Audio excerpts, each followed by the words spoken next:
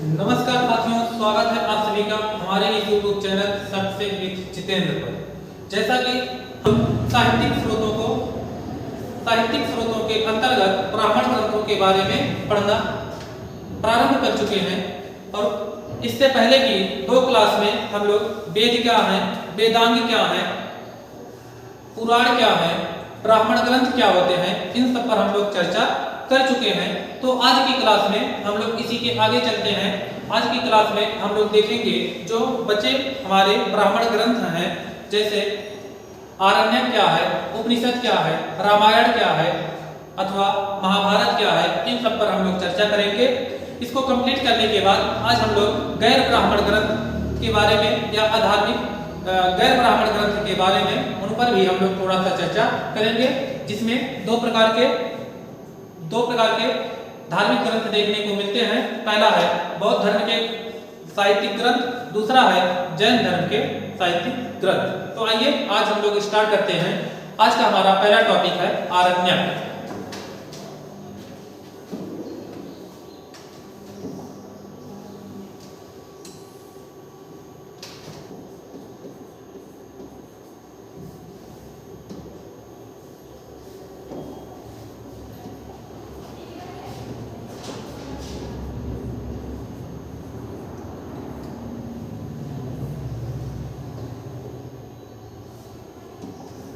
आज का हमारा टॉपिक है आरण्यक। आरण्यक क्या होते हैं? जो आरण्यक है, आरण्य शब्द से बना हुआ है, जिसका अर्थ जंगल या वन होता है। इन आरण्यकों की रचना वनों में हुई थी, वनों या जंगलों में हुई थी, जिसके कारण इन ग्रंथों को आरण्यक कहा जाता है। आरण्यकों की रचना वनों में या जंगलों में हुई थी, जिसके कारण इन्हें आरण्यक कहा जाता है। आरण्यक शब्द अरण्य से बना हुआ है।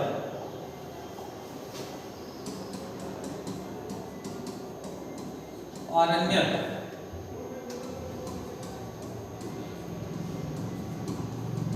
अरण्य शब्द से बना है,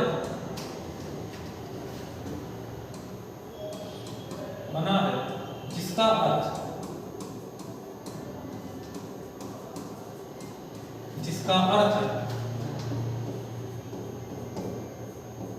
जंगल या वन होता है।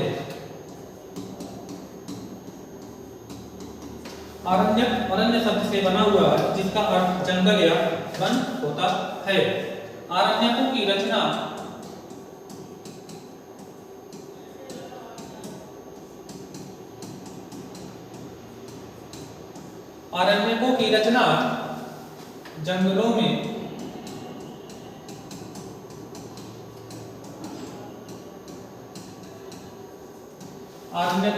जंगलों में हुई थी, जिसके कारण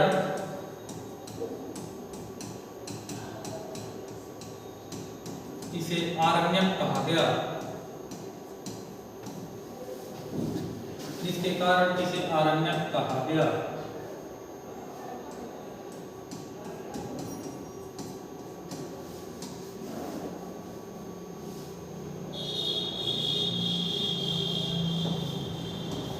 आरण्यकों की रचना जो है ये मुख्य रूप से जंगलों में हुई थी, जिसके कारण इसे आरण्यक कहा गया या जिसके कारण ये आरण्यक कहलाए।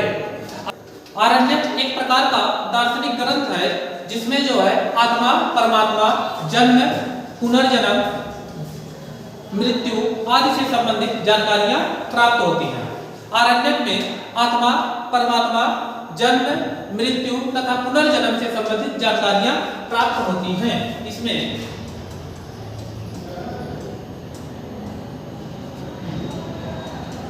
जन्म,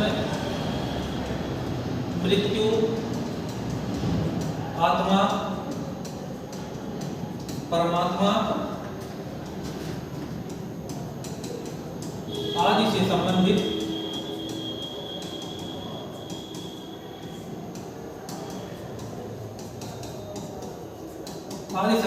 जानकारियां प्राप्त होती हैं।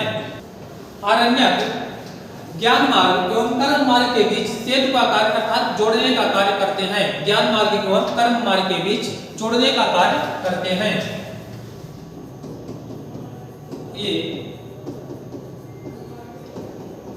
ज्ञान मार्ग एवं कर्म मार्ग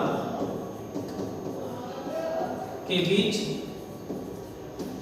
सेतु का कार्य करते हैं।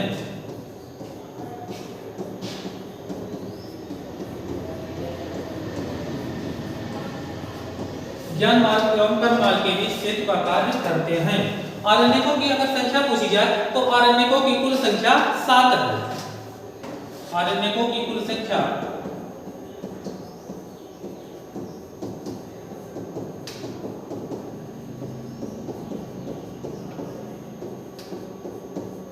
कुल संख्या 7 है। पहला ऐतरेय, दूसरा संखायन, तैत्तिरीय,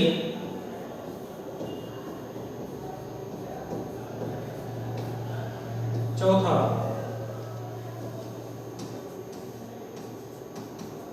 मैत्रायणी,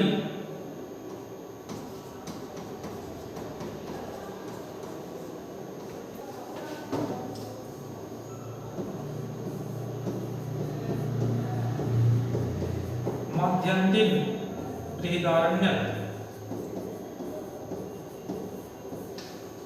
छठवां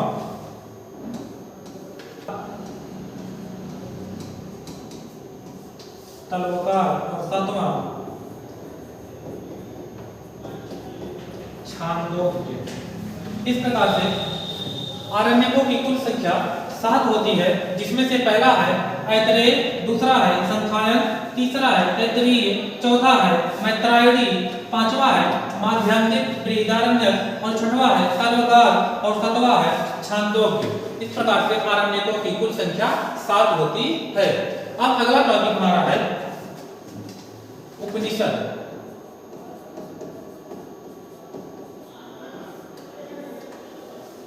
अगला टॉपिक है उपनिषद। अगर उपनिषद की बात किया जाए तो उपनिषद 2 शब्दों से मिलकर बना हुआ है, उप और निषद।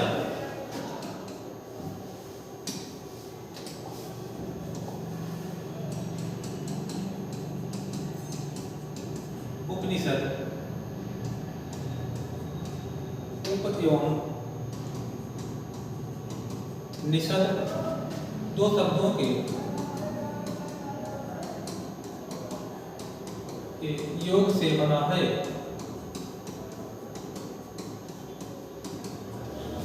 दो शब्दों के योग से बना है। पहला है उप, दूसरा है निषद। उप का अर्थ है, उप का अर्थ निकट या समीप,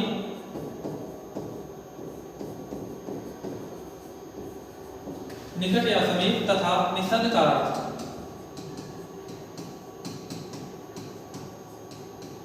निषद का अर्थ बैठना,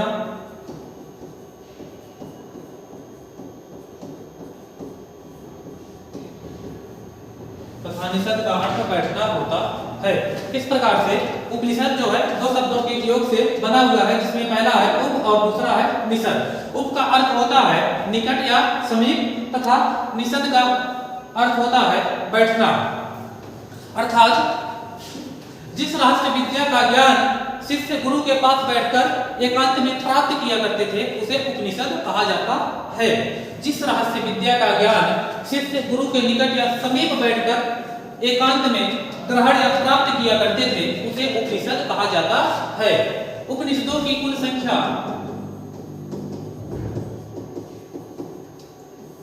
उपनिषदों की कुल संख्या 108 है। उपनिषदों की कुल संख्या 108 है, किंतु प्रामाणिक उपनिषदों की संख्या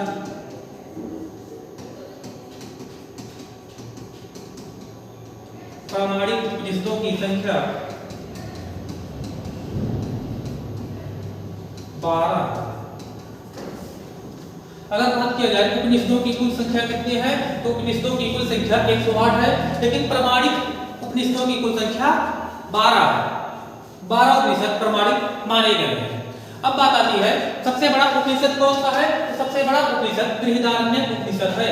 सबसे बड़ा उपनिषद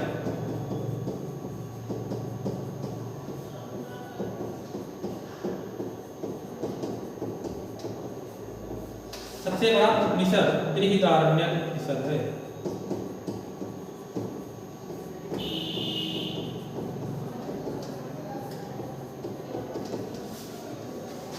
सबसे छोटा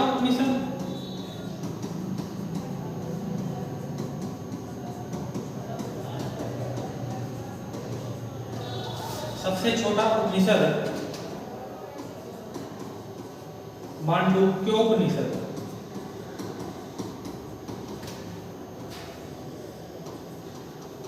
सबसे छोटा उपनिषद मांडूक्योपनिषद है। नेक्स्ट, यम नचिकेता संवाद।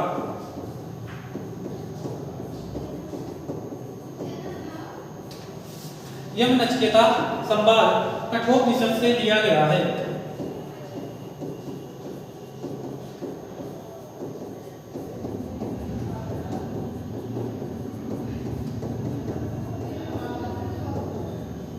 यम और नचिकेता का जो संवाद मिलता है ये कठोपनिषद से लिया गया है। अगला है भारत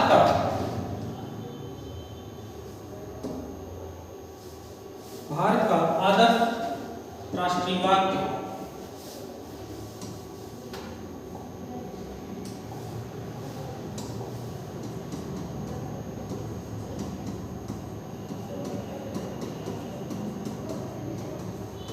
भारत का आदर्श राष्ट्रीय वाक्य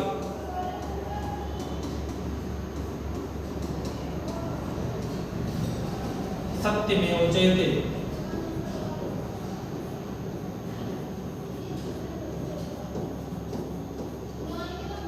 भारत का आदर्श राष्ट्रीय वाक्य सत्यमेव जयते मुंडकोपनिषद से लिया गया।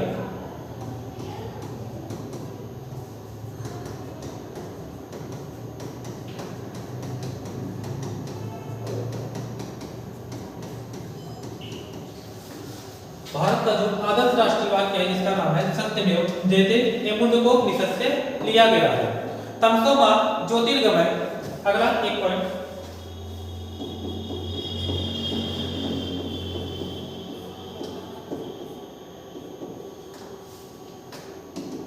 तमसो मा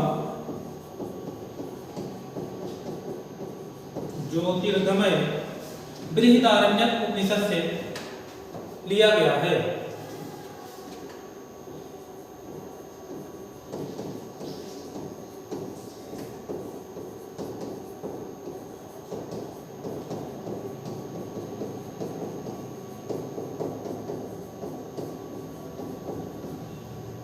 तमसो मा ज्योतिर्गमय एक बृहदारण्यक उपनिषद से लिया गया है। इस प्रकार से हमारे ये उपनिषद कंप्लीट होते हैं। उपनिषद दो शब्दों उप और निषद से मिलकर बना हुआ है, जिसमें उप का अर्थ होता है निकट या समीप तथा निषद का अर्थ होता है बैठना। अर्थात उस उपनिषद उस रहस्यमय विद्या से संबंधित है जो शिष्य गुरु के समीप बैठकर एकांत में उनसे ग्रहण किया करते थे। अगर बात की जाए उपनिषदों की कुल संख्या कितनी है, तो उपनिषदों की कुल संख्या 108 है, किंतु प्रमाणित उपनिषदों की संख्या 12 मानी गई है, जिसमें से सबसे बड़ा उपनिषद बृहदारण्यक उपनिषद है तथा सबसे छोटा उपनिषद मांडूक्योपनिषद है। यम नचिकेता का जो संवाद है, यम नचिकेता संवाद कठोपनिषद से लिया गया है। भारत का आदर्श राष्ट्रीय वाक्य जो बहुत ही इंपॉर्टेंट कई बार परीक्षाओं में पूछा गया है, सत्यमेव जयते किस उपनिषद से लिया गया है, तो यह मुंडकोपनिषद से लिया गया है। तमसो मा ज्योतिर्गमय किस उपनिषद से लिया गया है, तो तमसो मा ज्योतिर्गमय यह बृहदारण्यक उपनिषद से लिया गया है। उपनिषद जो है ये वैदिक साहित्य के अंतिम भाग माने जाते हैं, इसलिए उपनिषदों को वेदांत भी कहा जाता है। एक पॉइंट हमारा यहाँ पर लिख लेते हैं, उपनिषद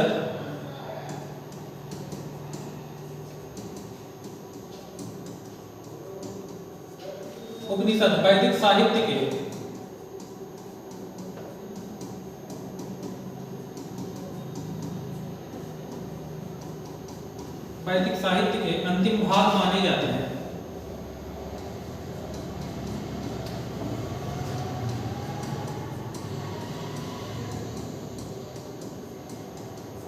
उपनिषद वैदिक साहित्य के अंतिम भाग माने जाते हैं, इसलिए इन्हें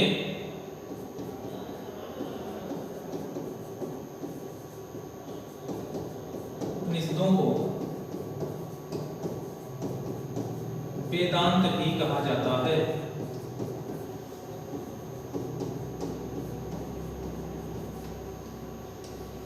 उपनिषद वैदिक साहित्य के अंतिम भाग माने जाते हैं, इसलिए उपनिषद को वेदांत भी कहा जाता है। ये हो गया हमारा उपनिषद। अब अगला जो हमारा ब्राह्मण ग्रंथ है वो होगा रामायण। अगला पॉइंट रामायण, अगली हेडिंग होगी रामायण। रामायण की रचना महर्षि वाल्मीकि के द्वारा की गई थी।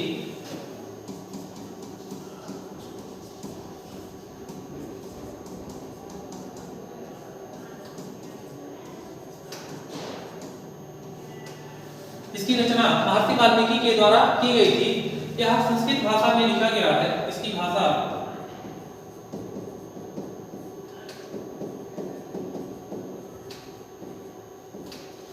संस्कृत भाषा में लिखा गया है। लेकिन जबकि अगर हम लोग बात करें रामचरितमानस की, तो रामचरितमानस जो तुलसीदास के द्वारा लिखा गया है तथा रामचरितमानस अवधी भाषा में लिखा गया है। रामचरितमानस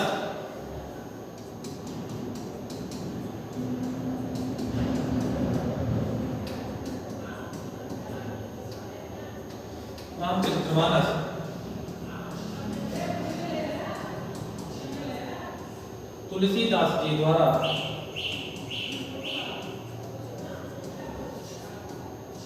अवधी भाषा में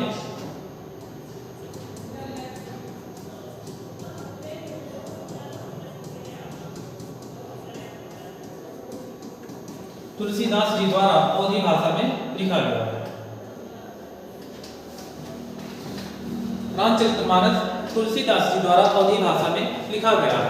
पूछा जाएगा रामायण का तमिल भाषा में अनुवाद किसने किया था, या रामायण का फारसी भाषा में अनुवाद किसने किया था? तो रामायण का फारसी भाषा में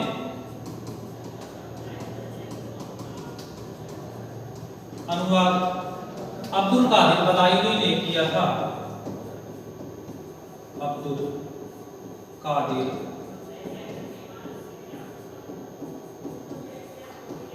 बदायूनी के द्वारा किया गया था।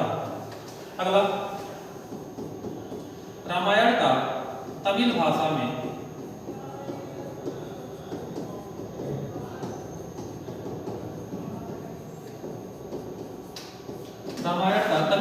अनुवाद किसने किया था? तो रामायण का तमिल भाषा में अनुवाद कम्मन ने किया था।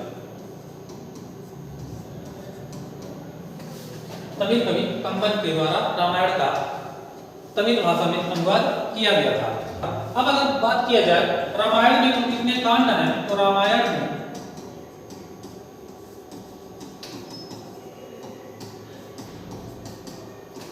में कुल 7 कांड हैं। रामायण में कुल 7 कांड हैं। पहला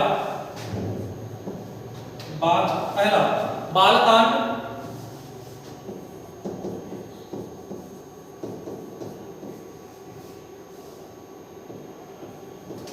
पहला बाल कांड, दूसरा अयोध्या कांड,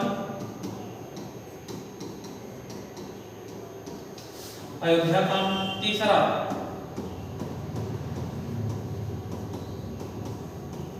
आरण्य कांड, चौथा किष्किंधा कांड,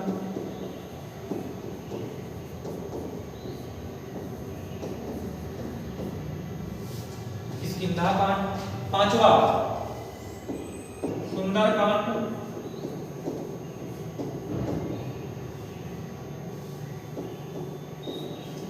छठवां लंका कांड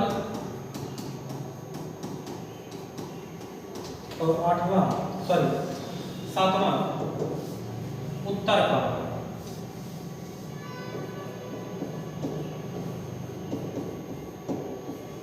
इस प्रकार से रामायण में कुल 7 कांड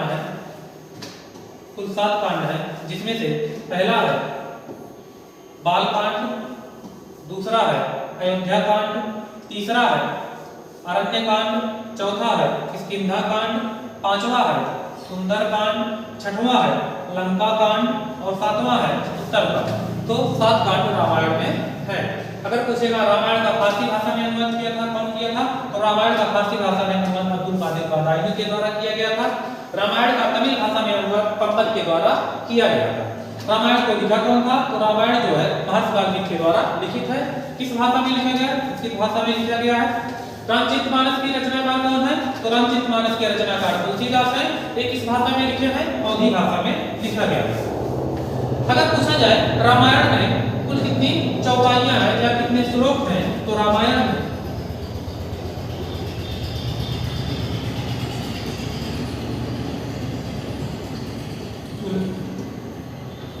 24,000 श्लोक हैं। रामायण में कुल 24,000 श्लोक हैं। इस प्रकार से रामायण वाला पाठ हमारा कंप्लीट होता है। अब आगे आइए हम लोग अगला ब्राह्मण ग्रंथ, इसका नाम है महाभारत।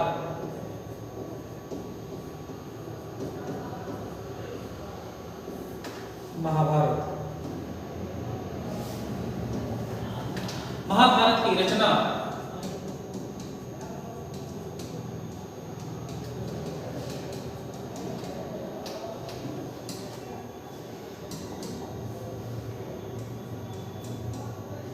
महर्षि वेदव्यास के द्वारा,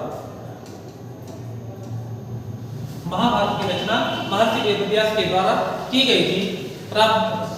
महाभारत की रचना महर्षि वेदव्यास के द्वारा की गई थी। महाभारत का प्राचीन नाम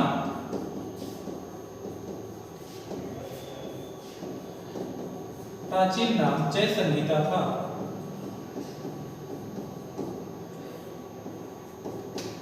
महाभारत का प्राचीन नाम जय संहिता था। जब महाभारत का प्राचीन नाम जय संहिता था, जब इसका नाम जय संहिता था, तो उस समय महाभारत में कुल 8800 श्लोक थे।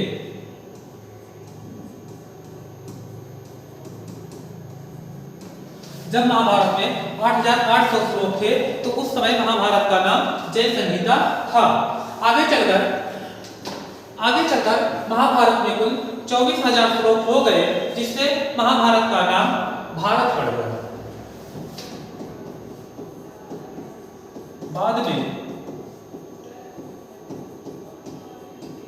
इसमें 24,000 श्लोक बाद में इसमें 24,000 श्लोक हो गए, जिससे इसका नाम भारत हुआ।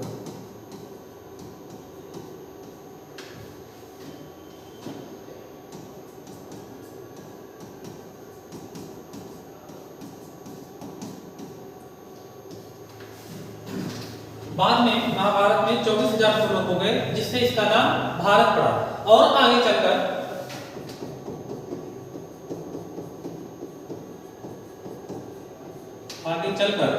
इसमें 1,00,000 श्लोक हो गए, जिससे इसका नाम महाभारत पड़ा।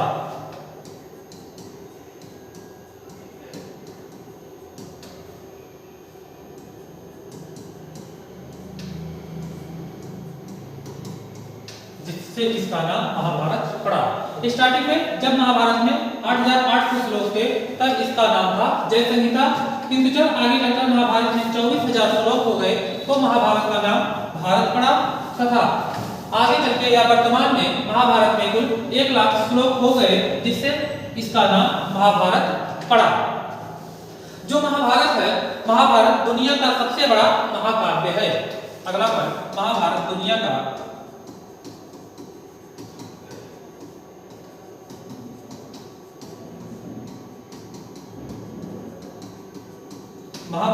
का सबसे बड़ा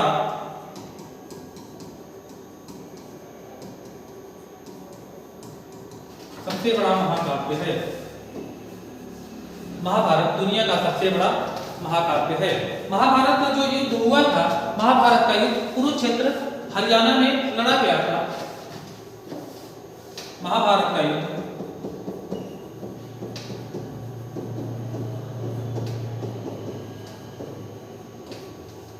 का युद्ध कुरुक्षेत्र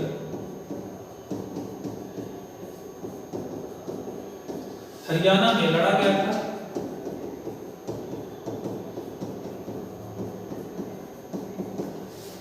हरियाणा में लड़ा गया था जो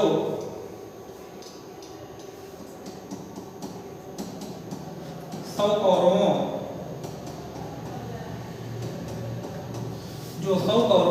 एवं 5 पांडवों के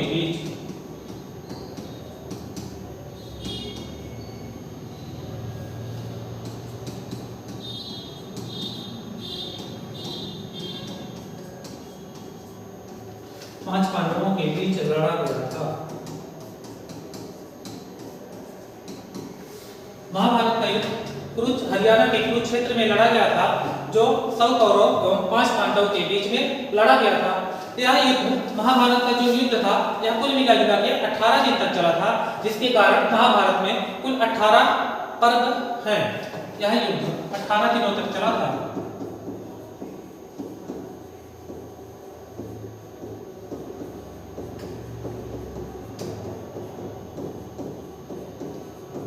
महाभारत का युद्ध 18 दिनों तक चला, जिसके कारण या जिससे महाभारत में कुल 18 पर्व हैं। महाभारत में कुल 18 पर्व हैं, जिसमें से सबसे बड़ा पर्व शांति पर्व है। महाभारत में कुल 18 पर्व हैं और सबसे बड़ा पर्व शांति पर्व है, तथा महाभारत के 6वें पर्व में भीष्म पर्व है। इसी भीष्म पर्व से हमें श्रीमद् भागवत गीता का उल्लेख मिलता है।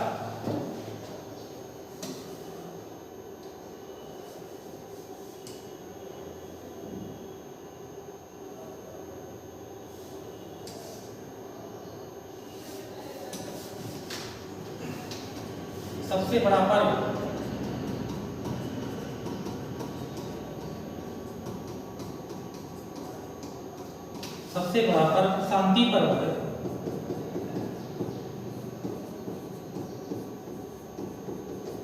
महाभारत का सबसे बड़ा पर्व शांति पर्व है।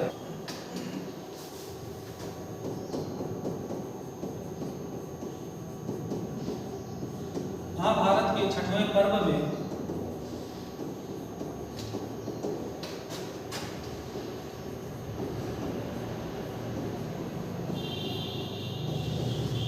महाभारत के 6वें पर्व में भीष्म पर्व है, जिसमें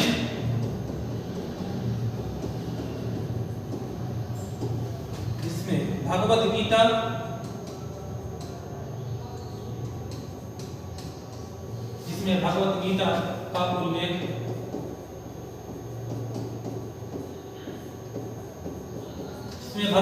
का उल्लेख है। भगवद गीता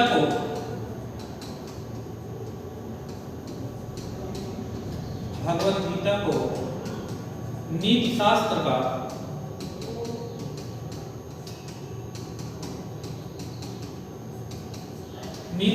का आधार स्तंभ कहा जाता है।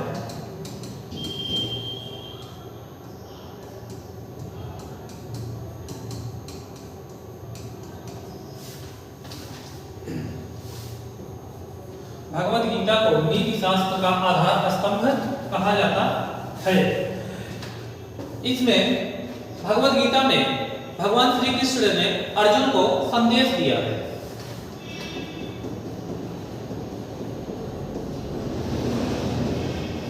भगवद गीता में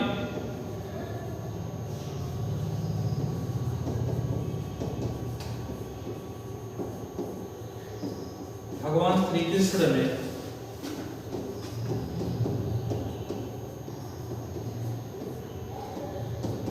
अर्जुन को संदेश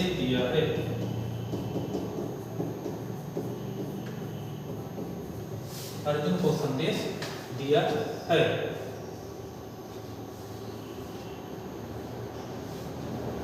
शिशुपाल वध का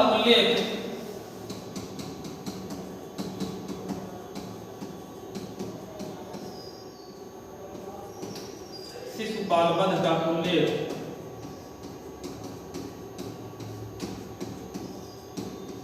सभा पर्व से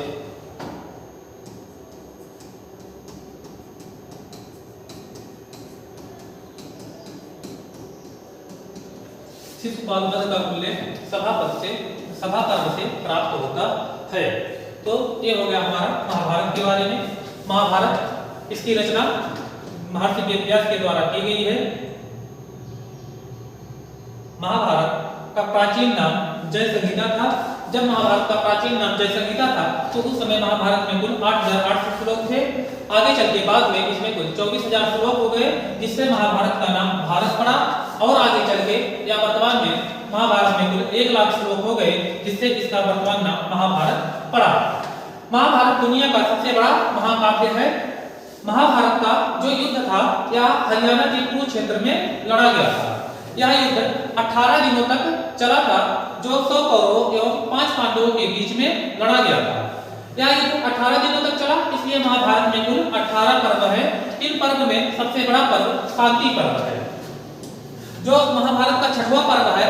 महाभारत के 6वें पर्व में भीष्म पर्व है, और इसी भीष्म पर्व में हमें श्रीमद् भगवद गीता का उल्लेख मिलता है, जिसमें भगवान श्री कृष्ण ने अर्जुन को संदेश दिया है, तथा भगवद गीता को नीति शास्त्र का आधार स्तंभ भी माना जाता है।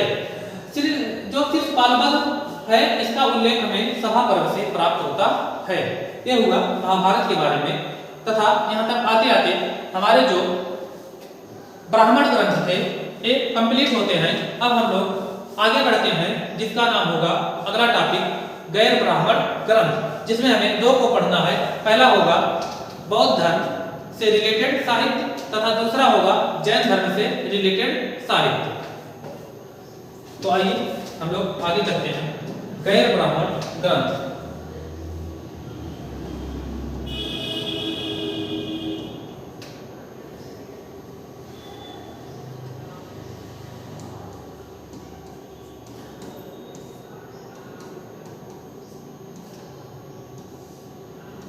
गैर ब्राह्मण ग्रंथ।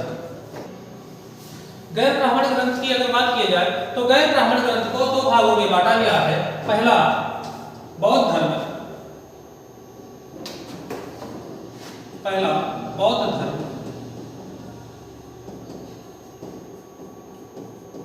बौद्ध धर्म के साहित्य, और दूसरा होगा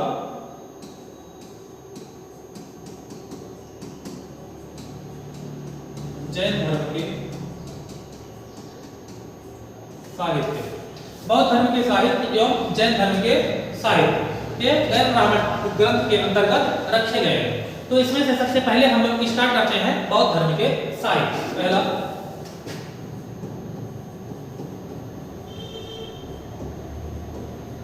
बौद्ध धर्म के साहित्य। बौद्ध धर्म के साहित्य।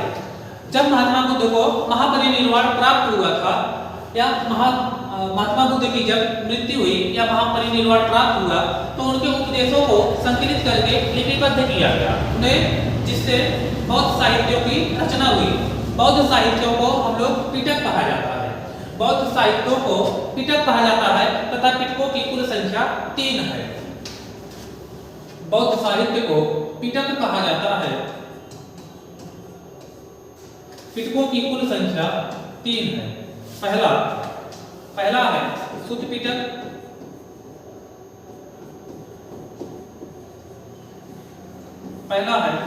पिटक, इसमें महात्मा बुद्ध के द्वारा दिए गए उपदेशों तथा उनके विचारों के बारे में जानकारी प्राप्त होती है। जो सुत्त पिटक है, सुत्त पिटक की रचना महात्मा बुद्ध के शिष्य आनंद के द्वारा किया गया था, तथा सुत्त पिटक को बौद्ध धर्म का एनसाइक्लोपीडिया भी कहा जाता है। जो सुत्त पिटक है इसे 5 निकायों में बांटा गया है। सुत्त पिटक इसकी रचना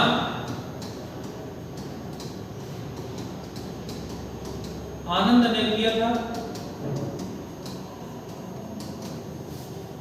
किया था। इसे बौद्ध धर्म का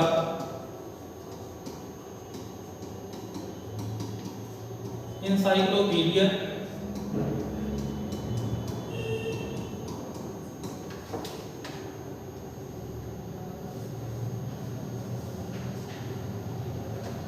बौद्ध धर्म का एनसाइक्लोपीडिया कहा जाता है। सुत्त पिटक को 5 निकायों में बांटा गया है।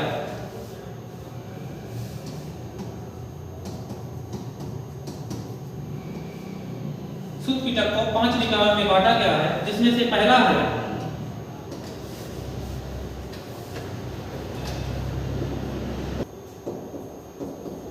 दीर्घ निकाय, दूसरा मध्यम निकाय,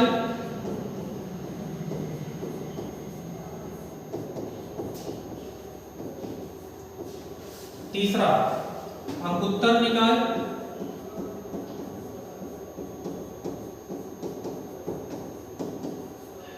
अंगुत्तर निकाय। इसी अंगुत्तर निकाय से 16 महाजनपदों की जानकारी प्राप्त होती है।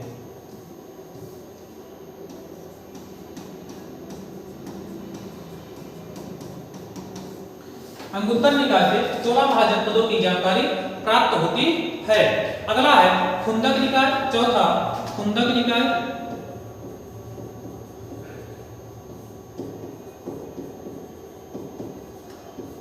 और पांचवा संयुक्त निकाय।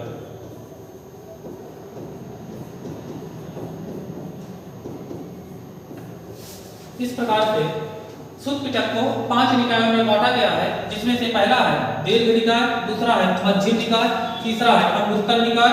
इसी अंगुत्तर निकाय से इतिहास में वर्णित 16 महाजनपदों की जानकारी प्राप्त होती है। चौथा है खुंदक निकाय और पांचवा है संयुक्त निकाय। दूसरा पिटक है विनय पिटक।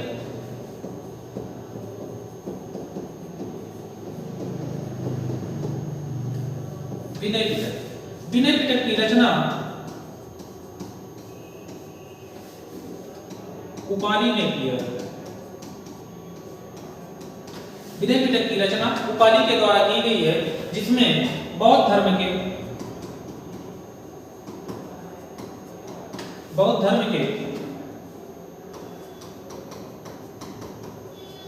संघ से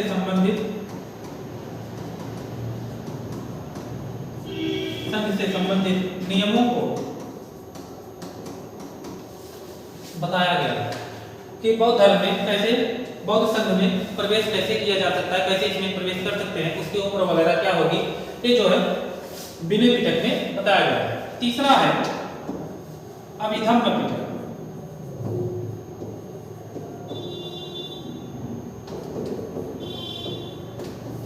तीसरा पिटक है अभिधम्म पिटक। इसकी रचना मौगलिक उत्तिश के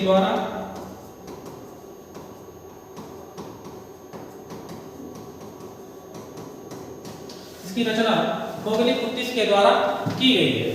इसमें जो है बुद्ध के दार्शनिक सिद्धांतों को बताया गया है। बुद्ध के दार्शनिक सिद्धांत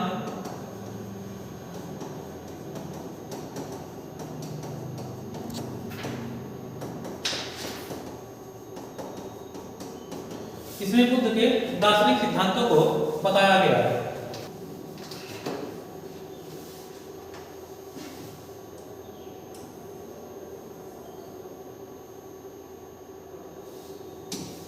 अगला है दीपवंश।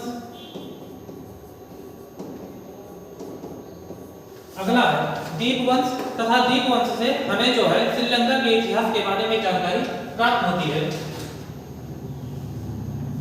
दीपवंश यहाँ से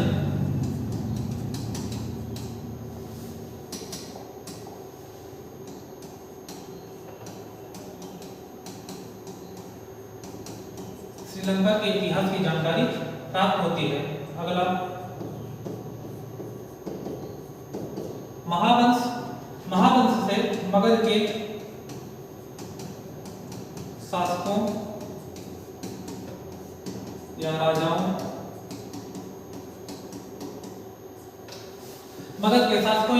के बारे में जानकारी हमें महावंश से प्राप्त होती है। अगला है मिलिंद पन्हो।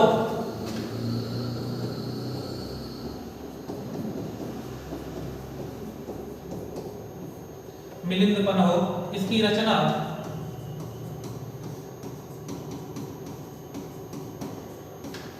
मिलिंद पन्हो की रचना नागसेन के द्वारा की गई है। इसमें मीनांडर तथा बौद्ध भिक्षु नागसेन के बीच वार्तालाप का वर्णन किया गया है। इसमें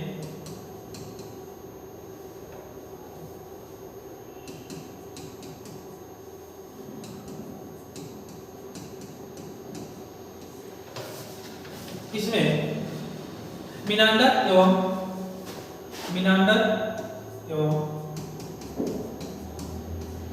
नागसेन के बीच वार्ता का उल्लेख किया गया है। और अगला होगा बुद्ध चरित्र।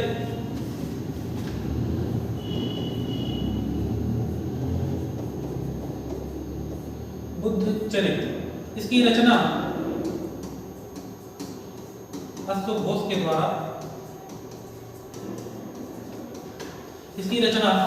द्वारा की गई है। इसमें बुद्ध के जीवन चरित्र पर प्रकाश डाला गया है या बुद्ध के जीवन चरित्र से संबंधित जानकारियां प्राप्त होती हैं। इसमें बुद्ध के जीवन चरित्र से संबंधित घटनाएं तथा जानकारियां प्राप्त होती हैं। अगला है जैन साहित्य।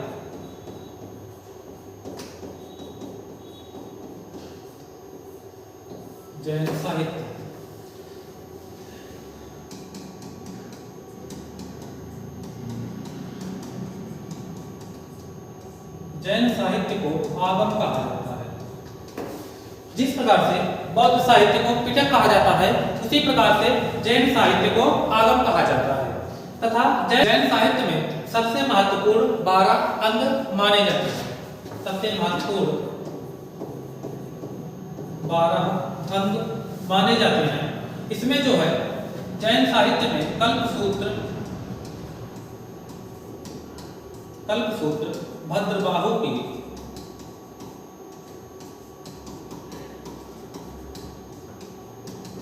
कल्पसूत्र जो जैन धर्म की पुस्तक है, वो भद्रबाहु के द्वारा लिखी गई है।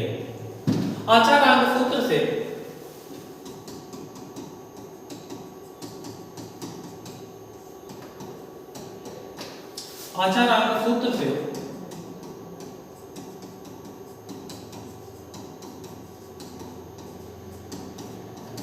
जैन भिक्षुओं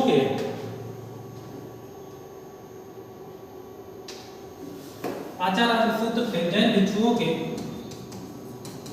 आचार या नियमों की जानकारी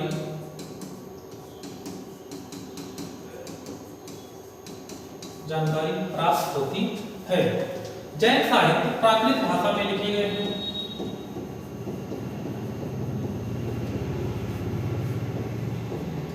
जैन साहित्य की भाषा प्राकृत है तथा बौद्ध साहित्य की जो भाषा है, बौद्ध साहित्य की भाषा पाली है।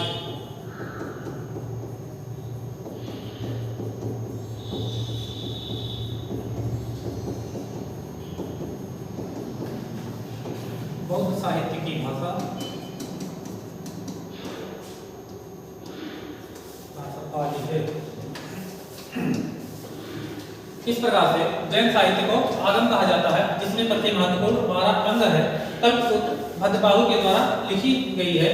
जो आचारांग सूत्र है, आचारांग सूत्र से जैन भिक्षुओं के आचार तथा नियमों की जानकारी प्राप्त होती है।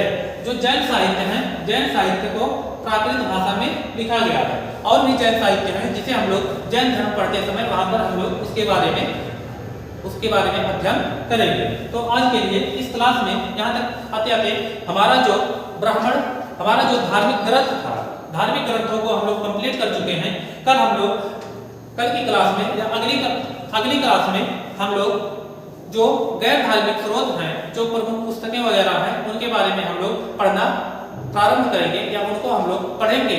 उसको कंप्लीट करने के बाद हम लोग विदेशी यात्रियों के विवरण को पढ़ेंगे। तो हो सकता है इस पे एक क्लास और हो। इसके बाद जो है गैर धार्मिक साहित्यों को कंप्लीट करने के बाद हम लोग विदेशी यात्रियों के विवरण को पढ़ना स्टार्ट करेंगे। हो सकता है एक क्लास इस पे और हो। तो उसके बाद जो है हम लोग प्रागैतिहासिक काल या पाषाण काल को पढ़ना प्रारंभ करेंगे। तो आज की क्लास में इतना ही। धन्यवाद।